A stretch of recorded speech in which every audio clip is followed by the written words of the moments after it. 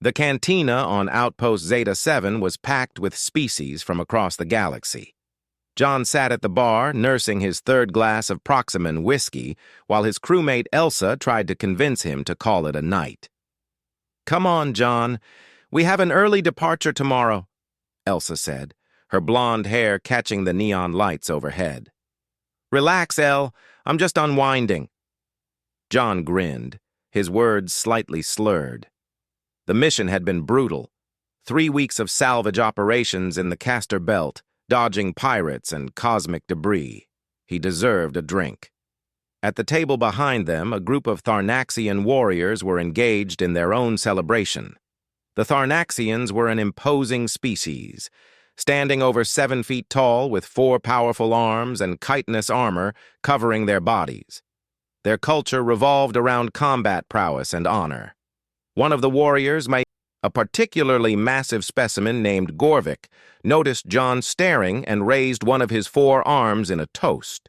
John, feeling bold from the alcohol, raised his glass back. "Humans!"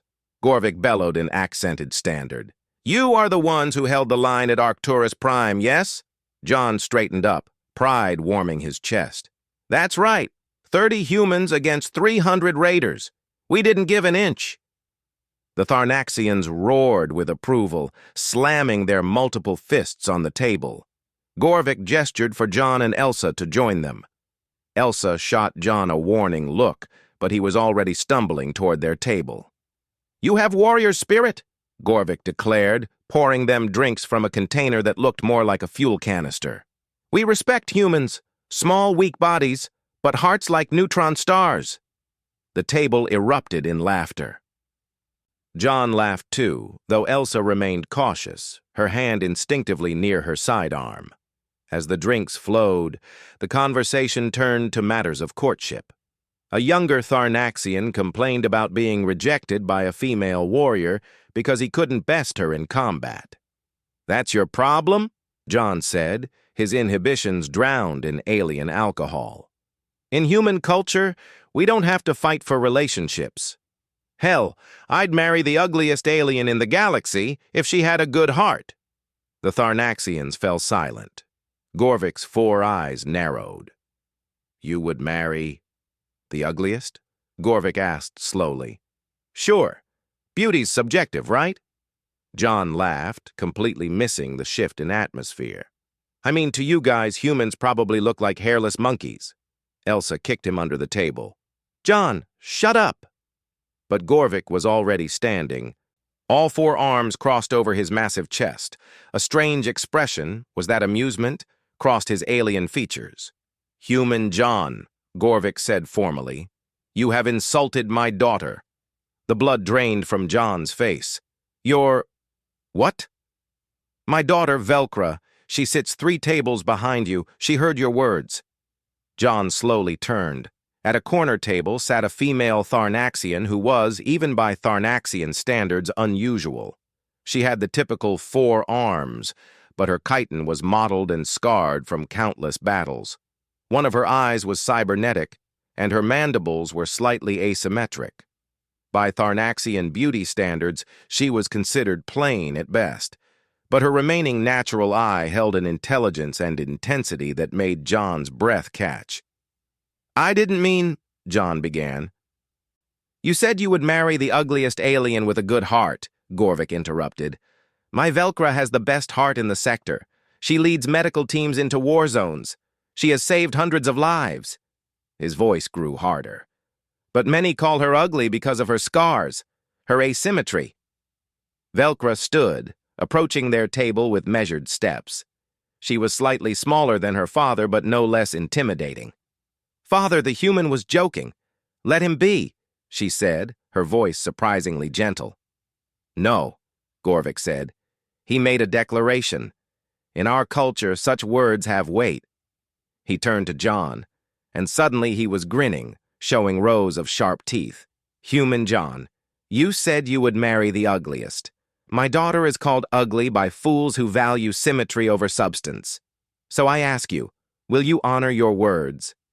John sobered up fast. He looked at Velcra, really looked at her.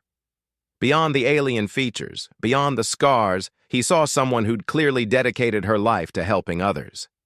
Someone brave enough to run into danger while others ran away.